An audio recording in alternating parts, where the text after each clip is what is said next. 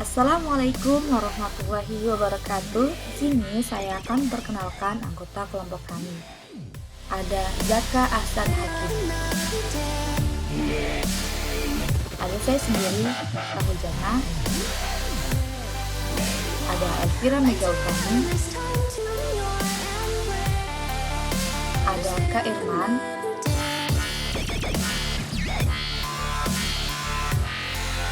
Terima kasih kepada Ibu Yulana Evariani selaku dosen praktikum mata kuliah pengasuhan anak. Gaya pengasuhan setiap orang tua pasti berbeda-beda. Salah satu faktor penyebabnya adalah kondisi sosial budaya ataupun etnik di setiap daerah. Untuk lebih jelasnya, yuk kita simak penjelasan video berikut. Deskripsi karakteristik keluarga 1. Keluarga 1 yaitu narasumber yang berasal dari Indramayu. Ia adalah anak keempat dari 6 bersaudara.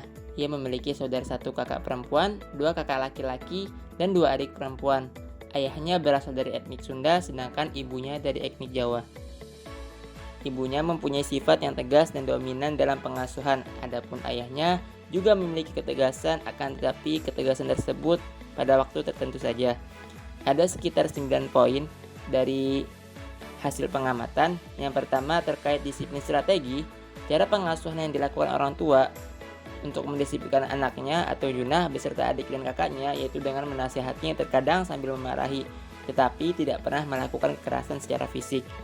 Kemudian untuk poin kedua, pembagian peran ayah dan ibu. Di dalam keluarga Junah adanya pembagian peran antara ayah dan ibunya. Untuk pekerjaan rumah semua diserahkan kepada anak perempuan yang sudah memasuki usia 11 tahun, sedangkan anak laki-laki tidak pernah diberikan tugas apapun. Dalam hal pengasuhan, anak diserahkan kepada ibu karena ayah bekerja jauh dari rumah, yang mengakibatkan ayahnya pulang 1 bulan sekali atau bahkan lebih lama dari itu, sehingga membuat anak lebih dekat dengan ibu. Junah sendiri merasa pembagian peran di keluarganya kurang baik, karena walaupun ayahnya bekerja, tetapi ayah juga berperan dalam pengasuhan anak. Karena dalam perkembangan anak juga perlu seorang ayah. Walaupun begitu, Junah beserta keluarga tidak sepenuhnya lepas dari pengasuhan ayah. Untuk poin ketiga, yaitu penyediaan kasih sayang. Dalam hal pemberian kasih sayang sudah baik, karena orang tua memiliki caranya masing-masing untuk pemberian kasih sayang. Pada ayah sendiri, walaupun bekerja tetapi ayah tetap selalu menanyakan keadaan anak melalui telepon, dan jika sudah pulang ke rumah, selalu menanyakan apa yang keluarga butuhkan. Bisa dikatakan ayah protektif terhadap anak perempuan. Walaupun anak laki-laki juga diperlakukan sama, tetapi ada porsi yang berbeda kepada anak perempuan. Kemudian untuk poin yang keempat, yaitu pola komunikasi. Komunikasi yang dilakukan belum cukup baik. Terkadang adanya permasalahan antara ayah dan ibu karena kurang baiknya komunikasi mereka. Hal ini juga dikarenakan ayah dan ibu dari etnik yang berbeda. Anak pun sering merelai ayah dan ibunya karena permasalahan yang terjadi. Untuk poin kelima, yaitu strata dalam keluarga. Adanya perbedaan posisi dalam keluarga, seperti anak laki-laki lebih diprioritaskan dan semua pekerjaan rumah dibebankan kepada anak perempuan. Keputusan dimusyawarakan, tetapi tetap keputusan akhir ada di kepala keluarga atau ayah. Kemudian untuk poin keenam, pengasuhan orang tua dan lingkungan sosial budaya. Pengasuhan yang diberikan dari orang tua kepada anak tidak bergantung pada lingkungan sosial dan budaya, karena keluarga bukan asli dari lingkungan saat ini. Dapat dikatakan bahwa keluarga tidak mengikuti lingkungan di daerah tempat tinggal. Untuk poin ketujuh terkait gaya pengasuhan.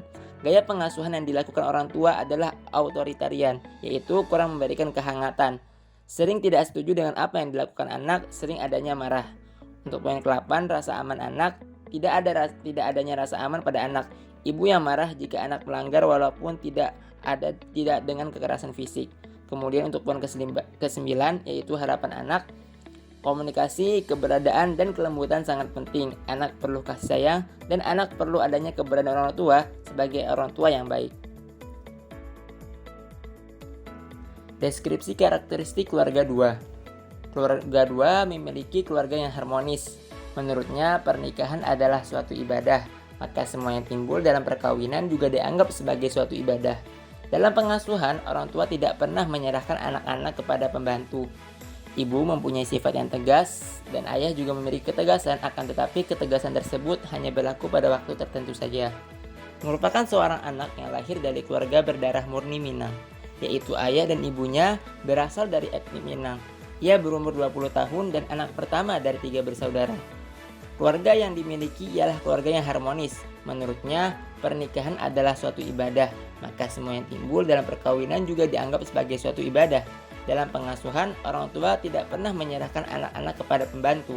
Untuk hasil pengamatan ini ada memiliki 9 poin. Poin yang pertama ialah disiplin strategi. Dalam pendisiplinan, orang tua mengajarkan adanya konsekuensi dari setiap perbuatan yang dikerjakan, dan kesadaran juga diperlukan dalam tindakan. Selain itu, nasihat juga terus diberikan kepada anak.